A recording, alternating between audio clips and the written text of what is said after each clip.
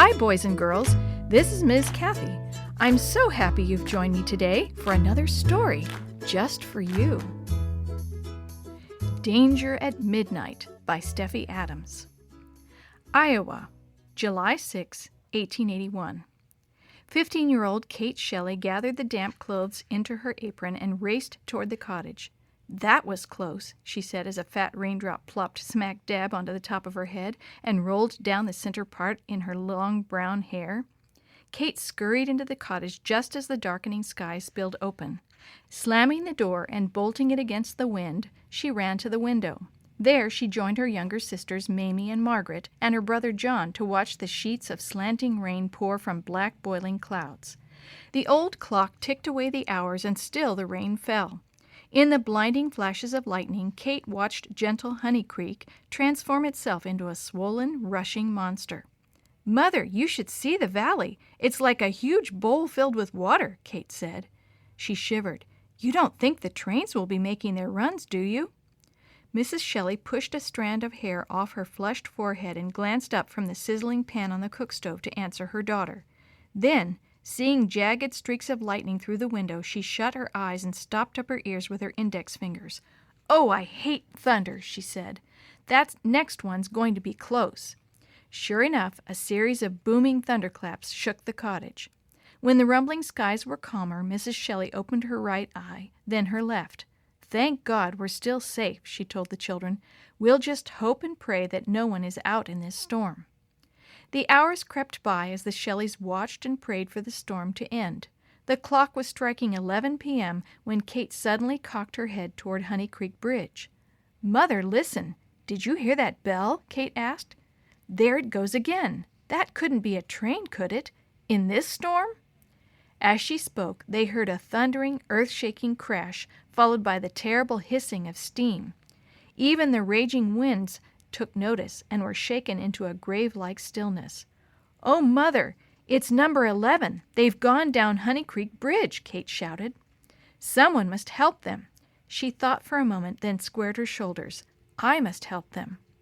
Mrs. Shelley shook her head and gathered the frightened younger children around her rocker. "I can't let you go out in this storm, child. I lost your brother by drowning, and I don't intend to lose you, too."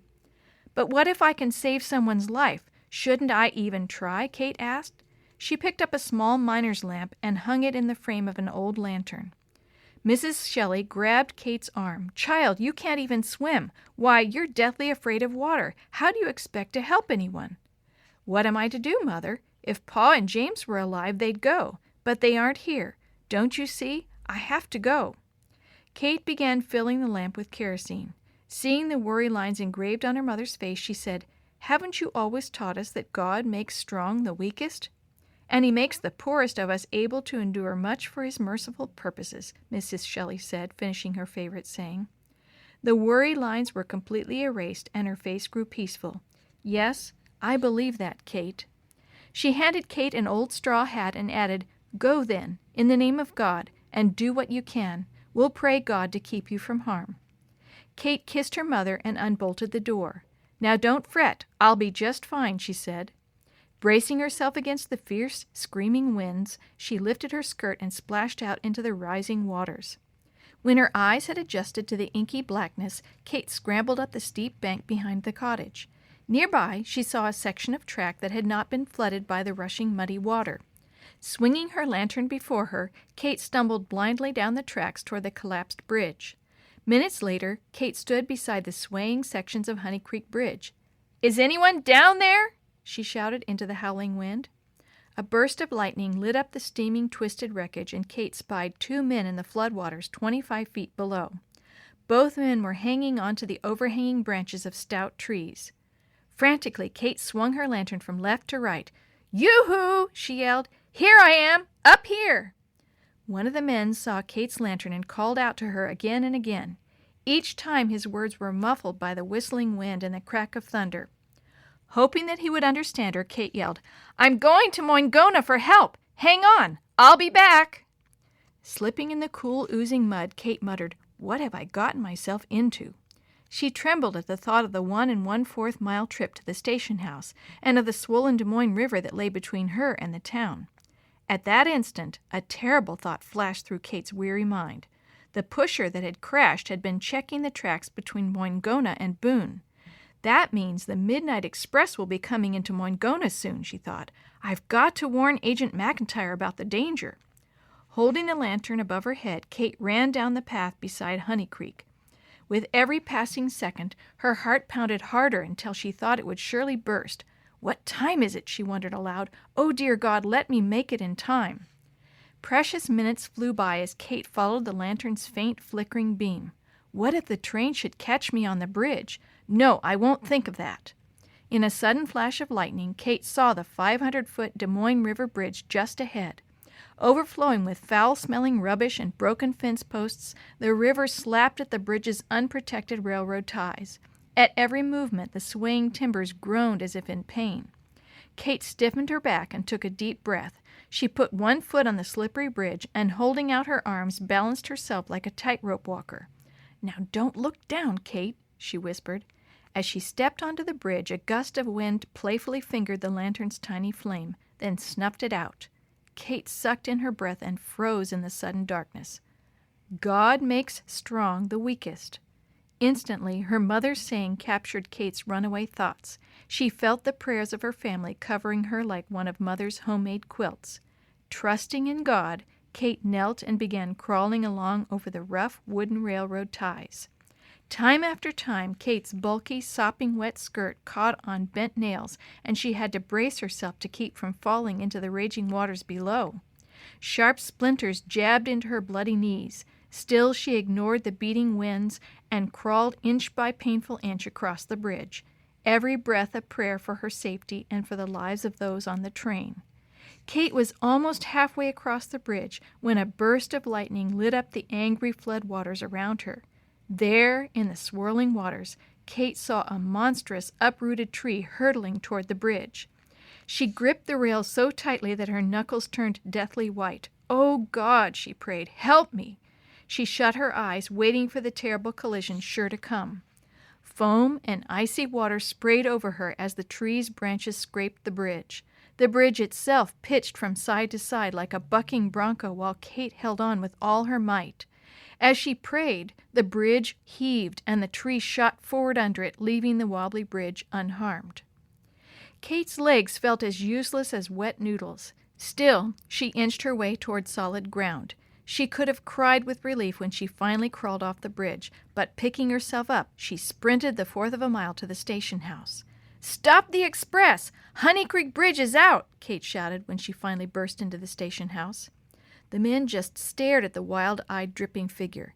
"The girl's touched in the head," Night Operator Ike Fansler said, shaking his head. Agent McIntyre disagreed. "It's Mike Shelley's oldest daughter," he said. "The girl ought to know." Quickly, Ike sat down at the telegraph keys while another worker rushed to light the red warning lantern beside the tracks. Nearby, a waiting engineer blew the whistle of his own side-tracked pusher engine. As the shrill whistle pierced the night, sleepy townsmen poured from their houses carrying ropes and shovels.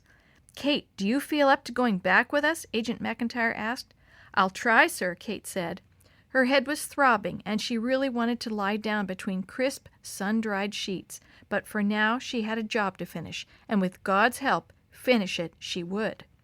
Kate did finish the job. Before the night was over, she watched the townsmen rescue both the engineer and the brakeman of the wrecked pusher engine.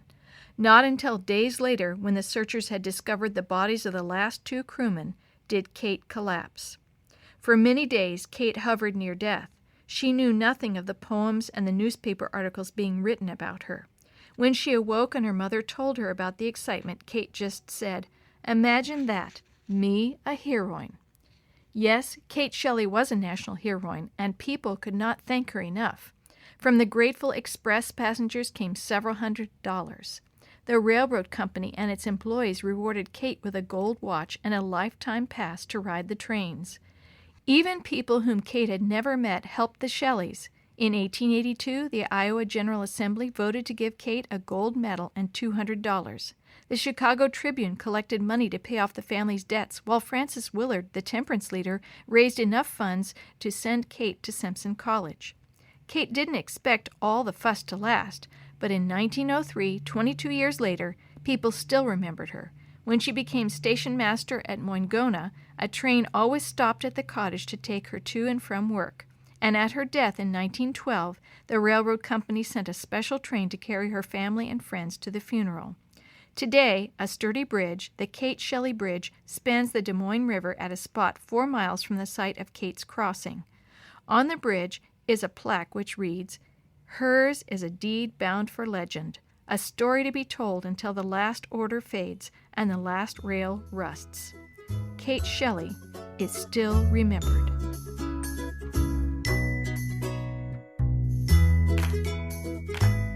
The story you have heard today is from Guide's Greatest Stories, written by various authors and compiled by Randy Fischel, and used with permission from the Pacific Press Publishing Association. If you're interested in any other books published by the Seventh-day Adventist Church, please visit AdventistBookCenter.com or call 1-800-765-6955.